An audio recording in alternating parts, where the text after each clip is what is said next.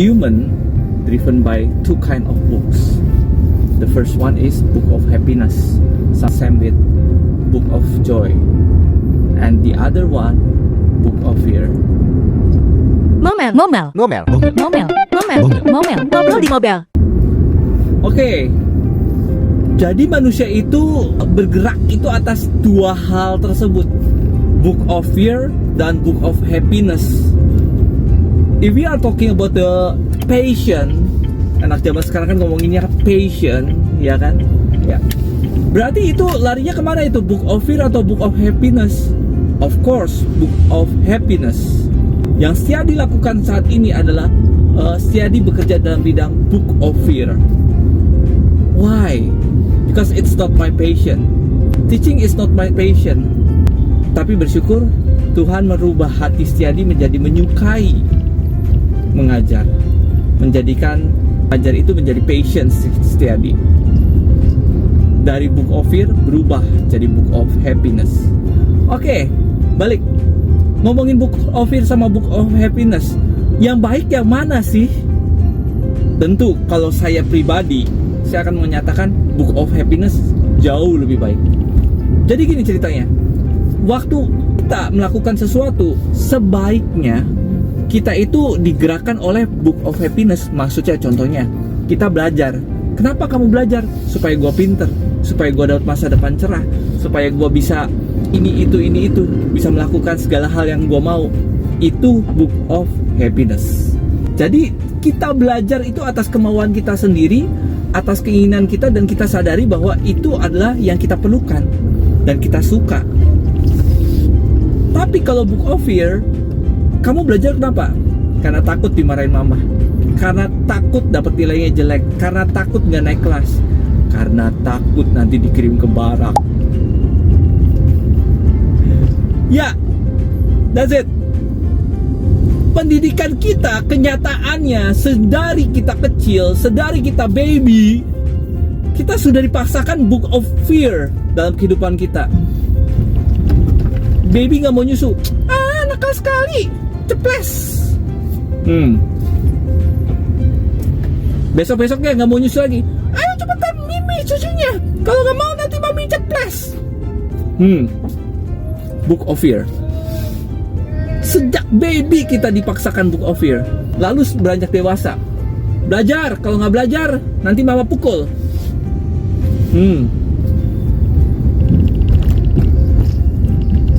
Book of fear, ya. Lalu beranjak dewasa, mulailah masuk kata-kata di samping-samping kita.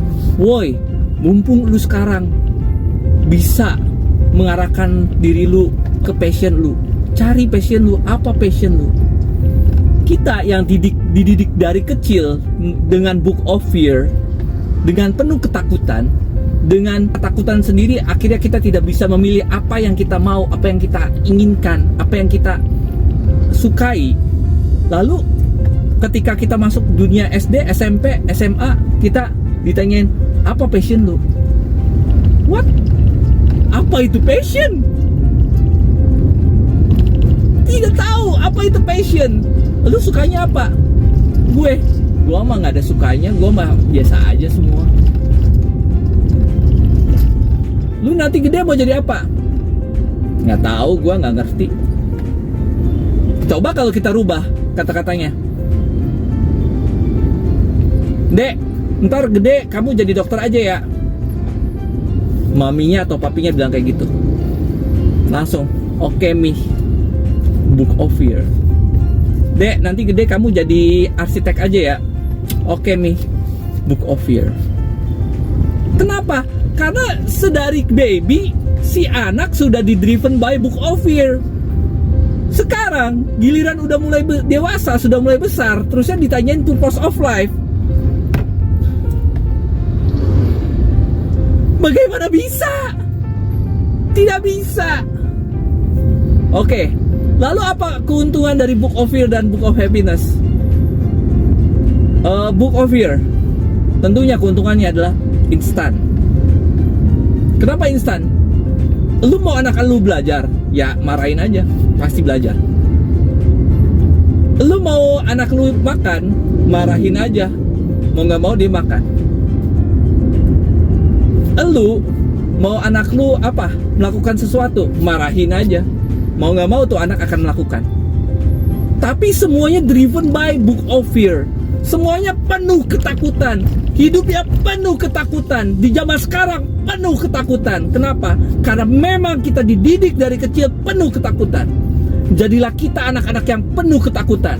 Dan ketika kita dewasa dikatakan, ih penakut banget. No! Itu adalah warisan dari leluhur kita yang mewariskan kita bahwa kita dididik dengan penuh ketakutan. Maka dari itu, rasa takut muncul di diri kita sangat wajar. Because from the child, from the baby, we have driven by book of fear. Lalu keuntungan book of happiness apa? Waktu kita melakukannya dengan sungguh-sungguh, waktu kita melakukannya dengan sepenuh hati, waktu kita melakukannya dengan sepenuh jiwa, maka book of happiness akan menghasilkan buah-buah yang sangat baik. Kenapa? Karena kita melakukannya sepenuh hati. Karena kita melakukannya dengan penuh rasa, ini emang yang gue mau loh. Itu book of happiness. Kenapa lu belajar? Karena gue suka. Saya punya satu orang teman yang sedari dahulu kala kalau ngafe bawaan bukunya setebel ini. Dia ngafe sambil tutup telinga, sambil pakai headset, ya kan? Terusnya sambil beli kopi, seruput kopi, sambil nyantai di kafe, bacaannya buku setebel itu. Belajar. Keren nggak? Keren banget. Tidak perlu disuruh, tidak perlu dimarahin, tidak perlu dikasih tahu. Dia sendiri merasakan belajar itu menyenangkan. That's driven by book of happiness. Kita ngomongin anak-anak yang menang olimpiade deh. Seharusnya ya, di pikiran gue, mungkin awalnya dia driven by we don't know yet. Mungkin ada yang book of happiness, ada yang book of fear. Tapi ketika dia dewasa, menjelang dia mengerti, akhirnya dia merasakan, oh asik juga gue ikutan seperti ini. Maka dia sendiri akan mulai berlari sendiri.